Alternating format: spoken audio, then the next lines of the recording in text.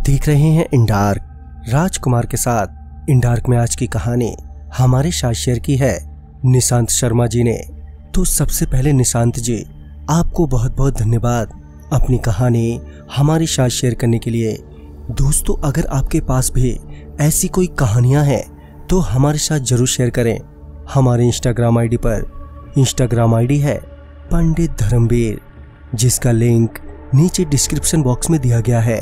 तो चलिए बढ़ते हैं आज की कहानी की ओर। निशांत जी बताते हैं कि मैं अपने भाई और मामा के साथ लखनऊ से गोंडा जंक्शन की यात्रा इंटरसिटी ट्रेन से कर रहा था।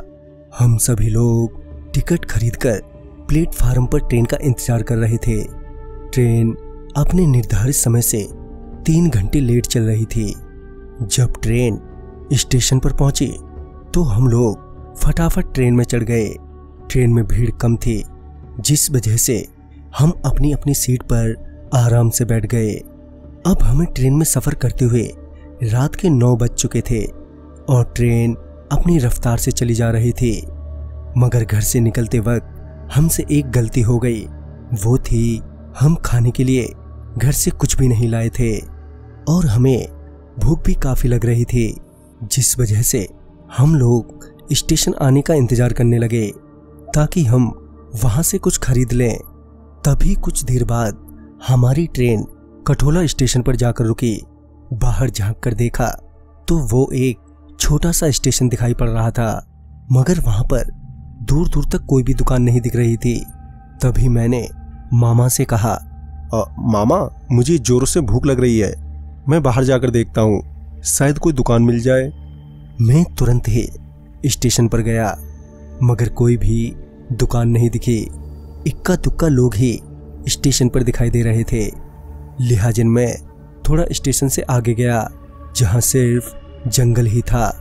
मैं वापस आ ही रहा था कि मेरी नजर एक झोपड़ी पर गई, जहां एक औरत कुछ सामान लिए बैठी थी। अंधेरा होने के कारण मुझे कुछ साफ साफ नहीं दिख रहा था। मैं उसके थोड़ा और करीब गया तो देखा कि वो एक बूढ़ी अम्मा है जो कुछ चिप्स और कुरकुरे जैसी चीजें लिए बैठी है। मैंने जल्दी से उसे पैसे दिए और 3 चिप्स और कुरकुरे लिए। मैं जल्दी से ट्रेन में चढ़ा, क्योंकि अब ट्रेन ने भी चलने की दस्तक दे दी थी। खैर, अब मैं अपनी सीट पर बैठ गया। मामा और भाई को चिप्स देने लगा। तभी मामा और कुछ लोगों ने मुझसे कहा, तुम ये सब कहां से लाए? यहाँ तो कोई दुकान ही नहीं थी। तभी मैंने उनसे कहा, सामने वाली झोपड़ी से लाया हूँ। फिर मामा ने कहा, कहाँ? वहां तो कोई झोपड़ी नहीं है।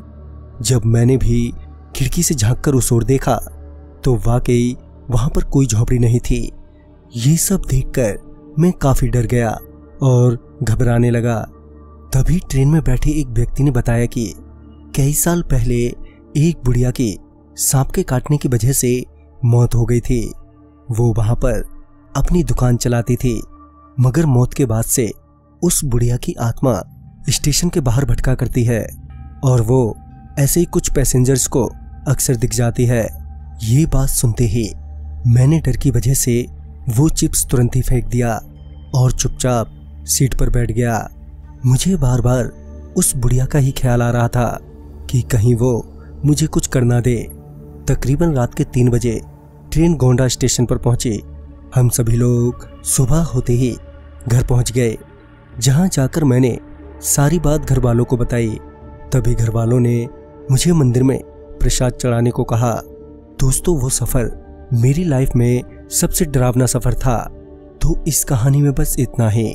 कहानी आपको पसंद आई हो तो लाइक, शेयर और साथ ही हमें कमेंट बॉक्स में जरूर बताएं।